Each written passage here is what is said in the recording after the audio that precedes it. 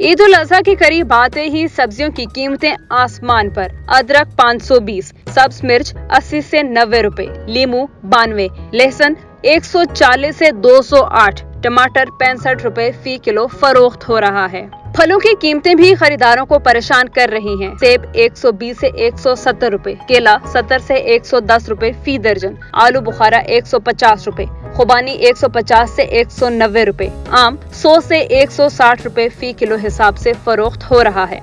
शहरी महंगाई का रोना रोते और हुकूमत से शिकवा करते दिखाई दिए। शहरियों का कहना है कि जिले इंतजामिया इतवार बाजार में महंगाई को कंट्रोल करने में मुकम्मल नाकाम दिखाई दे रही है।